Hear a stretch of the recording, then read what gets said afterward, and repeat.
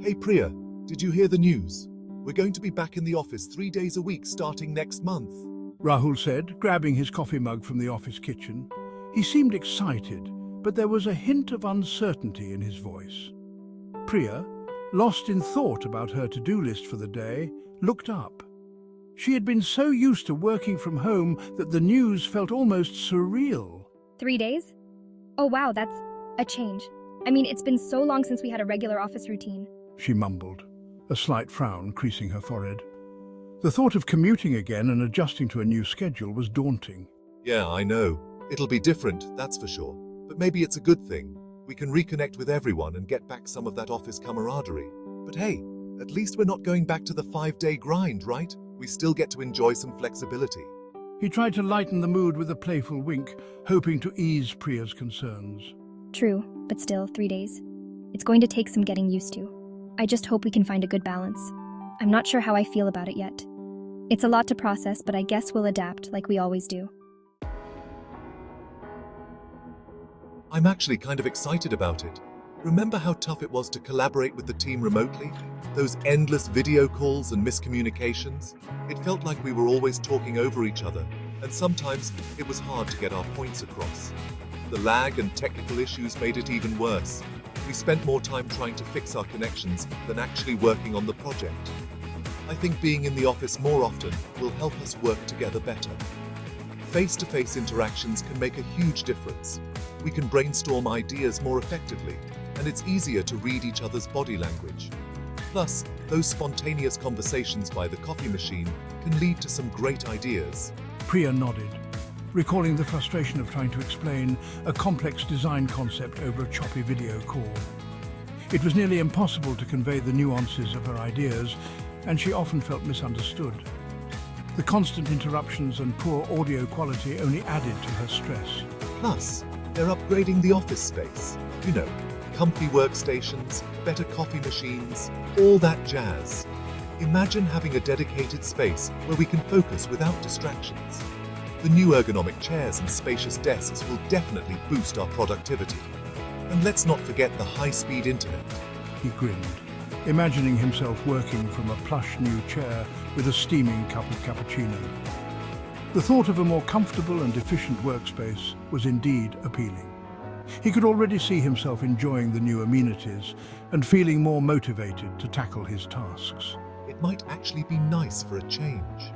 Being around colleagues, sharing ideas, and having a structured routine could really improve our work-life balance. We might even find ourselves looking forward to coming to the office.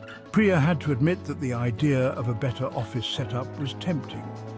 The prospect of a more collaborative and engaging work environment was hard to resist. She could see the potential benefits and started to feel a sense of excitement about the changes ahead. I hear you, but honestly, the commute is a nightmare. Every single day, it's the same story.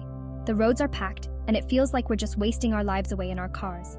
2 hours stuck in traffic every day? That's not just frustrating, it's exhausting. Imagine spending that much time just sitting in a car, barely moving. That's 4 hours of my life I'm never getting back. 4 hours that could be spent with family, or even just relaxing. The thought of battling Bangalore traffic 3 days a week made her cringe. The endless lines of cars, the honking, the stress, it was all too much. And what about work-life balance? It's not just about the commute. It's about the time we lose and the stress we gain. I've finally managed to find a rhythm with work and family. It's taken time, but now things are in sync. 3 days in the office feels like it'll throw everything off balance again.